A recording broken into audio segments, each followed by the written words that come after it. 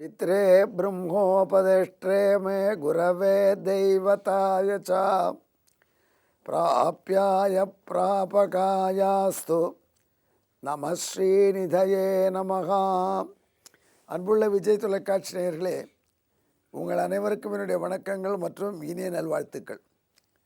இப்பொழுது நாம் அன்னை லக்ஷ்மி தேவியின் 1000 திருநாமங்களிலே 789வது திருநாமத்தை அனுபவிக்கப் போகிறோம். உலகத்தில் சில பேரை பார்க்குறோம், வியக்க வைக்கிறாங்க. அதாவது நடிகர்களோட பாருங்கள், சில நடிகர்கள் அவங்களே பாடுறாங்க, அவங்களே முழு நீள வசனம் பேசுகிறாங்க, ஒரு 15 நிமிஷம் நான் ஸ்டாப்பாக வசனம் பேசுகிறாங்க. அதே சமயத்தில் ரொம்ப அழகாக பாடுறாங்க. ஸ்டன் காட்சி வந்தால் அவங்களே ஃபைட்டிங் தாங்களே டூப் போடாமல் நடிக்கிறாங்க. இப்படி சில பேர், அதாவது ஒரு நடிப்பு துறைன்னு எடுத்துன்னா அதனுடைய தொடர்பான துறைகளில் வல்லமை பெற்றிருக்காங்க. இன்னும் சில பேர் அதிசயமாக பெரிய டாக்டராக இருக்காங்க, ஆனால் பாட்டு ரொம்ப நல்லா பாடுறாங்க. அது ஒரு துறை மருத்துவத்துறை, இன்னொரு பிறகு சங்கீதத்துறை.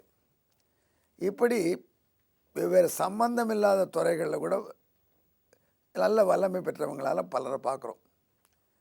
ஆனால் எல்லா துறையிலும் வல்லவர்னு ஒருத்தரை பார்க்க முடியுமா? அப்படி ஒருத்தர் இருந்ததாக கருதி அவரை சர்வதந்திர சுதந்திரர் என்று பட்டம் கொடுத்து போற்றினார்கள்.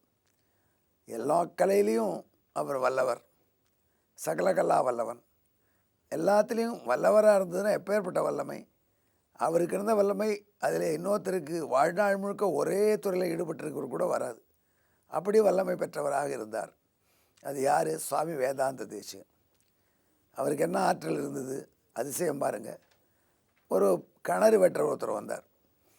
அவரில் ஊர் ஜனங்க சொன்னாங்க, எங்கள் ஊரில் பெரியவர் இருக்கார், சர்வதந்திர சுதந்திரன்னு பேர், அவர் எல்லா கலையிலையும் வல்லவர் அப்படின்னு பேசிகிட்டு இருந்தாங்க. அவன் காதில் விழுந்தது. எல்லா கலையிலும் வல்லவர் எப்படி சொல்ல முடியும்? ஒரு கிணறு எடுத்து வெட்டி அதை சுற்றி வர சோறு வச்சு அந்த கலையெல்லாம் செய்யுமா அவருக்கு அப்படின்னு அவன் கேட்டான். ஏன், அதுவும் வல்லவராகத்தான் இருப்பார், நீ வேணால் போய் பாருன்னு சொன்னாங்க. அவனே சுவாமிகளை பார்க்க வந்தான். திருவேந்திரபுரத்தில் இந்த நிகழ்ச்சி நடந்தது, கடலூர் பக்கத்தில் 108 திவ்யத்தில் ஒன்று திருவேந்திரபுரம். அங்கே சுவாமி தேசிகனை வந்து சந்தித்தான். அந்த கிணறு வேட்டத்தில் எக்ஸ்பர்ட். ஊரில் எல்லோரும் சொல்கிறாங்க, நீங்கள் எல்லா துறையிலும் வல்லவர்னு. இந்த கிணறு வெட்டுற துறையில் எனக்குள்ள வல்லமை உங்களுக்கு இருக்குமான்னு பார்க்கணும். நான் 2 பேர், நீ ஒரு கிணறு வெட்டுவீங்களா, கிணறு வெட்டு கைப்பிடிச்சு ஒரு வச்சு அமைப்பீங்களா, முடியுமா அப்படின்னு கேட்டான்.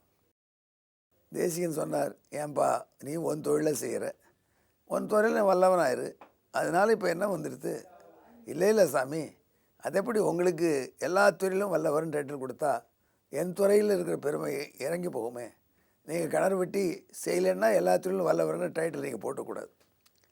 டைட்டில் நானாப்பா போட்டுக்கிறேன், ஏதோ பெரியவங்க கொடுத்துட்டாங்க, அப்படி அவங்க கொடுத்த வார்த்தை வீணாக போகக்கூடாதுன்னு நினைக்கிற போல இருக்குது. சரிவா, நான் ஒரு கிணறு வெட்டுறேன், கிணறு வெட்டி சவுறு கட்டுறேன்னு வேதாந்த தேசிகன் தான் ஒருவராகவே கிணறை வெட்டி அதுக்கு அழகான சவுறு கட்டி தான் இருந்த திருமாளிகப்பத்தில் கட்டிட்டார். அந்த கிணறு இன்றைக்கி கூட இருக்குது.